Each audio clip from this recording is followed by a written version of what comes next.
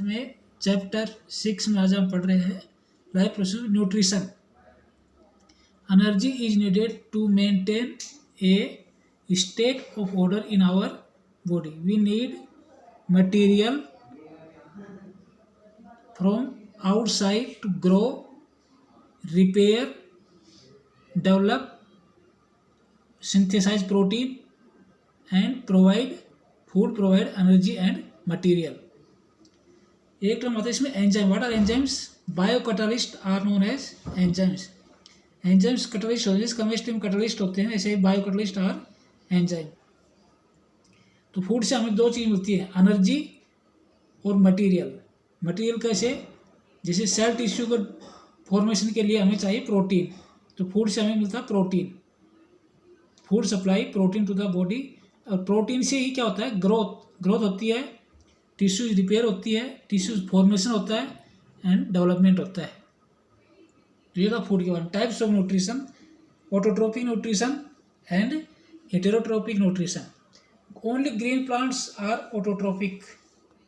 Green plant autotrophic होते हैं। ये कार्बन कंपाउंड्स और एनर्जी कहाँ से गेन करते हैं? ये डायरेक्ट कार्बन कंपाउंड्स गेन नहीं करते हैं। एनिमल्स कार्बन कंपाउंड्स गेन करते हैं, प्रोटीन, कार्बोहाइड्रेट कार्बन कंपाउंड होते हैं। प्लांट्स क्या करते हैं कि ये इनऑर्गेनिक मटेरियल गेन करते हैं एनवायरनमेंट से। कार्बन डाइऑक्साइड इनऑर्गेनिक है, वाटर इनऑर्गेनिक है। और क्लोरोफिल होता है, in presence of sunlight chlorophyll convert carbon dioxide and water into the glucose, and glucose provide energy to the plant.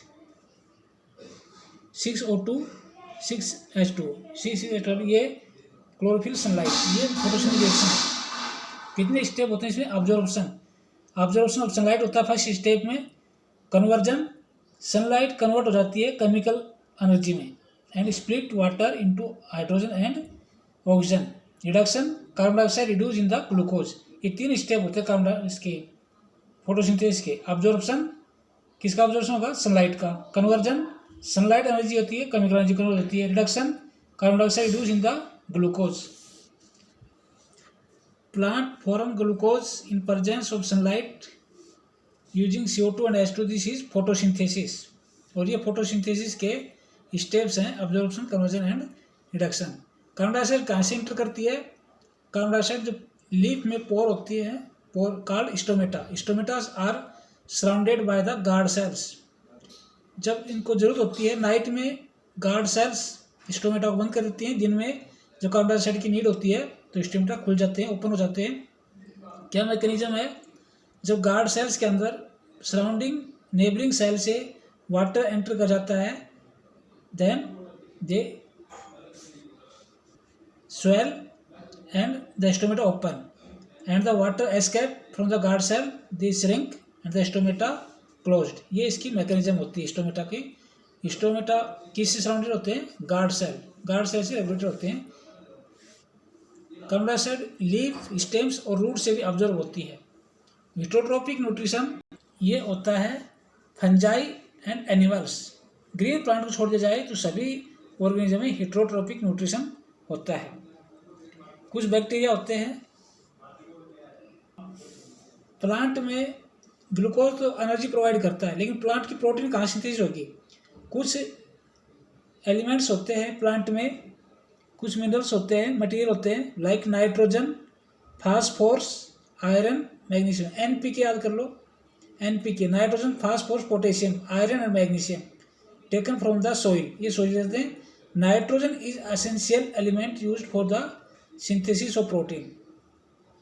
Plant को protein कहाँ से मिलेगा? Plant absorb nitrate ions from the soil. Some bacteria in the soil change atmospheric nitrogen into nitrate ions, and these nitrate ions absorbed by the roots through the water, and these nitrogen used in the plant for the formation of the protein. ये था plant का पूरा material receive करने का।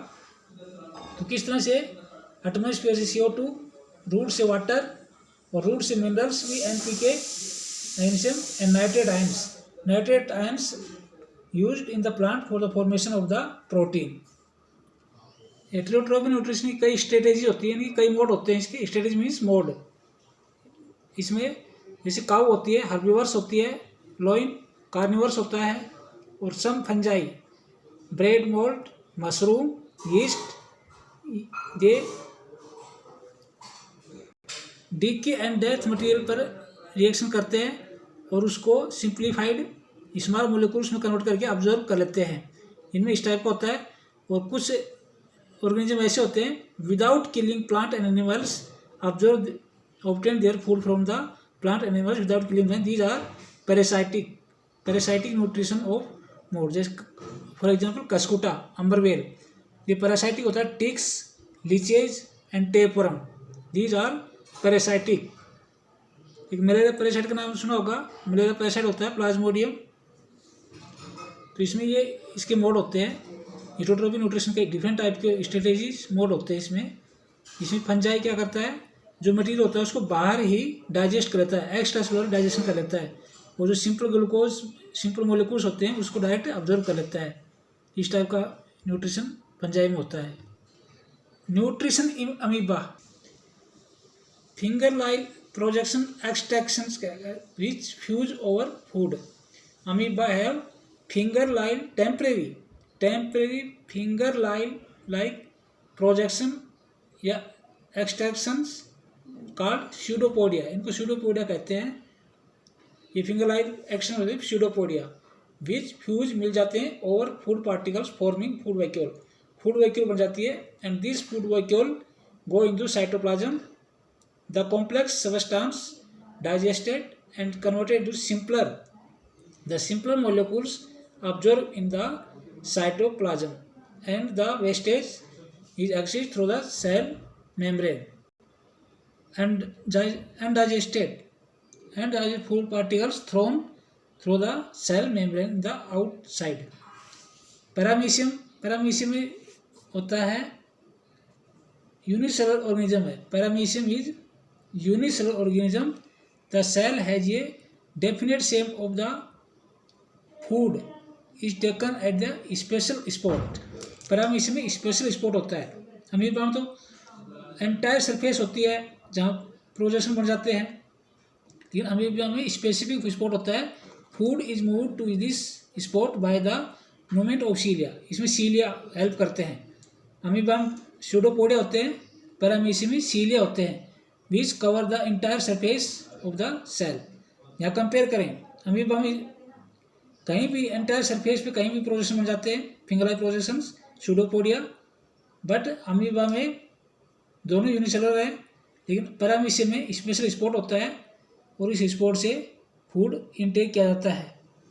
और इसकी पूरी सीलिया होते हैं इसके अंदर। Cilia help to move the food into the spot. बच्चों आप पढ़ेंगे ह्यूमन डाइजेस्टिव सिस्टम 2 पार्ट्स में होता है, alimentary canal and accessory organ.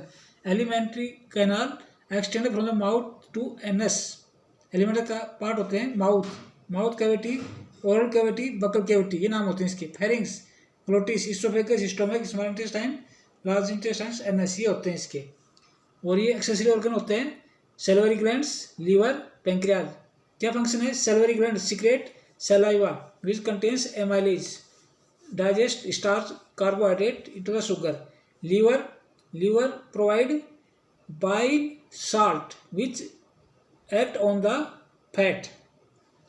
The bile salt convert large globule of fat into small globules. This is emulsification of fat.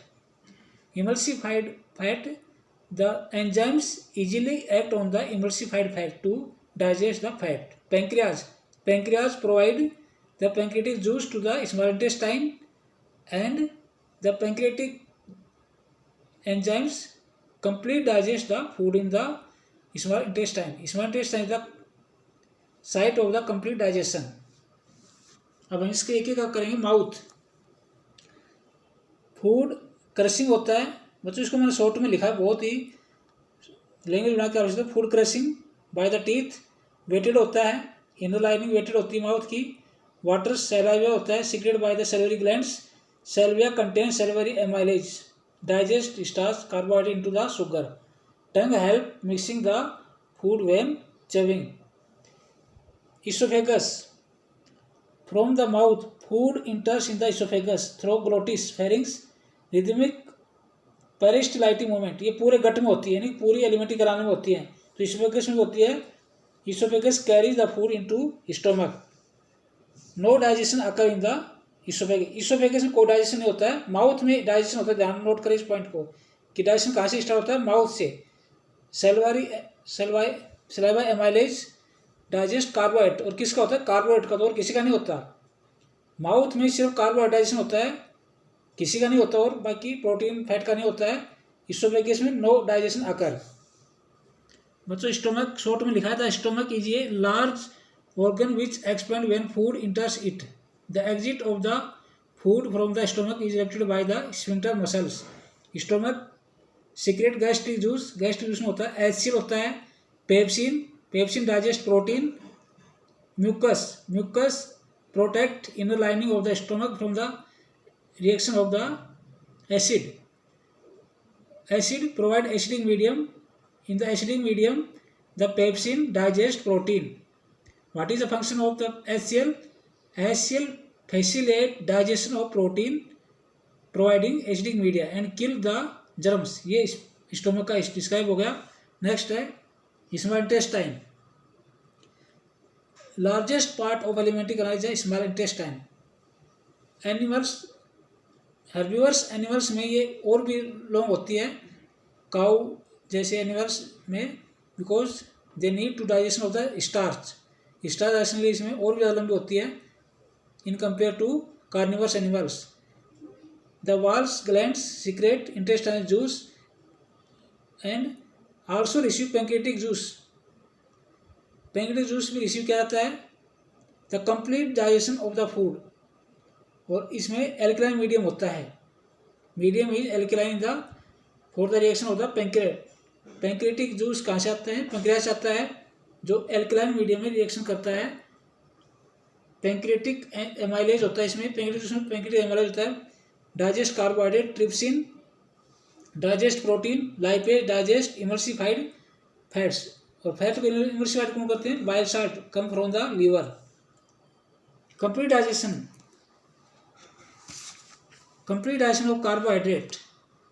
Carbohydrate glucose बनता है, protein से amino acid बनते हैं, फैट से fatty acids and glucose, और ये absorb हो जाता है।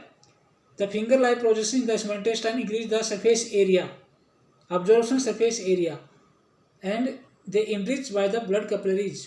ब्लड वेसल्स होती हैं फिंगर लाइस में, they help absorb the food and mix to the blood vessels. The blood vessels carry the food, digested food in the cells, and in the cells food provide energy. This is called assimilation. Large intestine, the unabsorbed food is sent in the large intestine. The finger like process will are absorb the water. इसमें सिर्फ water का absorption होता है। Digested food का small intestine में होता है, इसमें ओनली वाटर का। ये कंपेयर जरूर किया जाए, क्या सिमिलरिटी क्या डिफरेंस है। अगर कंपेयर नहीं किया तो बहुत दिक्कत हो जाती है। From the material exist of the waste regulated by the sphincter muscles, NS regulated by the and sphincter. Holozoic nutrition क्या क्या होता है, इंजेक्शन होता है इसमें, डाइजेशन होता है, अब्जॉर्प्शन होता है, एंड असिमिलेशन, इजेशन। ये होलोजैइक न्यूट्रिशन के ह्यूमन बीइंग जितने भी इटोवर्स हैं इसमें होलोजैइक न्यूट्रिशन टाइप होता है। अमीबा में भी होलोजैइक होता है। अमीबा इंजेक्शन होता है, digestion, absorption and assimilation. Assimilation है सेल्स के अंदर जो फूड एनर्जी प्रोवाइड करता है, दिस इज एसिमिलेशन। और अनडाइजेस्टेड फूड एग्जिट, इजेशन, ये स्टेप होते हैं। तो बच्चों इसको मैंने बिल्कुल शॉर्ट में समझाया है। तो कहाँ पर डाइजेशन नहीं हुआ, लार्ज इंटेस्टाइन डाइजेशन नहीं होता है, और इसोफेगस में नहीं होता है। स्टोमक में भी डाइजेशन होता है, प्रोटीन का होता है। स्मॉल इंटेस्टाइन कंप्लीट डाइजेशन होता है फूड का। इंटेस्टाइन जूस करता है, उसमें इंटेस्टाइन जूस इंटेस्टाइन वाल से आता है। पैंक्रियास से पैंक्रियाटिक जूस आता है स्मॉल इंटेस्टाइन में। यहाँ कंप्लीट डाइजेशन होता है स्मॉल इंटेस्टाइन में, और observation of the digested food, undigested go into the large intestine. Short में बच्चों इसको डिस्क्राइब किया है। और एक बात और नोट करें, बायो में जो सीबीएसई बोर्ड एग्जाम में जो बच्चे पढ़ते हैं, बायो में जितने भी डायग्राम्स हैं बायो में सिर्फ एनसीईआरटी बुक के डायग्राम से याद करने हैं, बाकी किसी बुक के डायग्राम से याद नहीं करने हैं। ये बहुत कन्फ्यूजन रहता है बच्चों को। इसके एक एक वर्ड जो होता है, चाहे खराब से खराब डायग्राम हो, चाहे कितना इंपॉर्टेंट हो, चाहे इंपॉर्टेंट न लगे, एनसीईआरटी बुक के सारे डायग्राम्स, उनका लेबलिंग, नेम्स, बस यही नाम याद करने हैं। फालतू कोई नाम याद नहीं करना आपको।